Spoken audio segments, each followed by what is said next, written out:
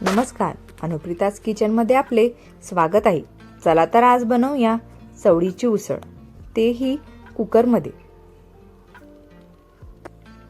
जेणेकरून अगदी लवकर होईल.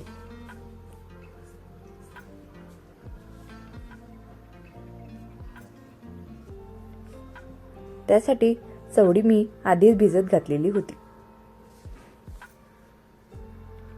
चवळीचा रस्सा तयार करण्यासाठी प्रथम अर्धी वाटी खोबरं भाजून घेऊयात.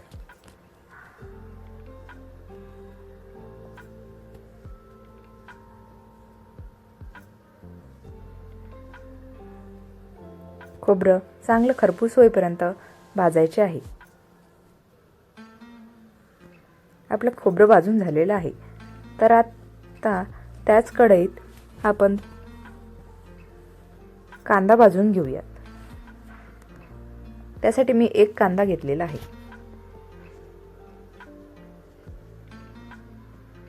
कांदा भाजताना त्यात एक चमचा थोडंसं तेल टाकून घ्यायचं, म्हणजे कांदा लवकर भाजला जाईल.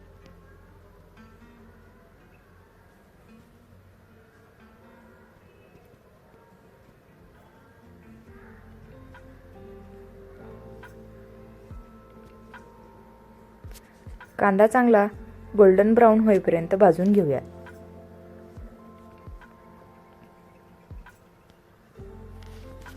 तुम्ही बघू शकता, बघा किती चांगला भाजलेला आहे. आता कांदा भाजून झालेला आहे.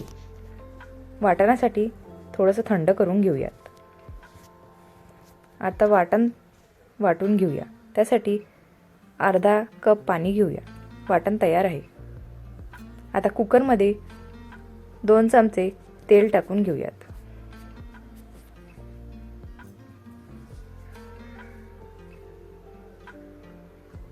एक चमचा मोहरी टाकूयात. 1 चमचा जिरे टाकून घेऊयात आणि वाटलेलं वाटण टाकूयात.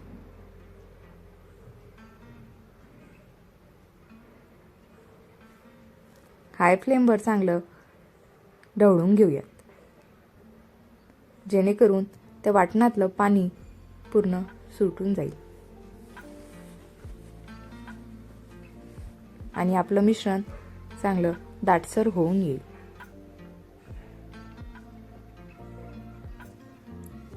हाय फ्लेमवर सतत ढवळल्याने त्यातलं पाणी आपसुकच सुटणार आणि मिश्रणाला तेल सुटणार. आता त्यात अद्रक लसणाची पेस्ट टाकून घेऊयात. आता स्लो फ्लेमवर 1 चमचा लाल तिखट घेऊयात. अर्धा चमचा हळद घेऊयात. चवीपुरते मीठ टाकून घेऊयात. अर्धा चमचा गरम मसाला टाकूयात आणि चवळी टाकून घेऊयात. चांगल्या प्रकारे कालवून घेऊ.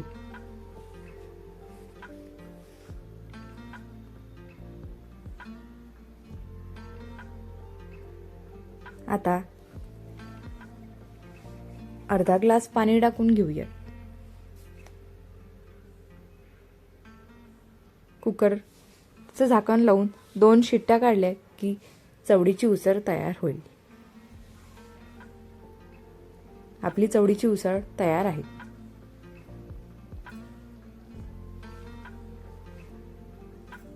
अगदी रस्सेदार. आता कांदा टोमॅटो टाकून गरमागरम सर्व करूया.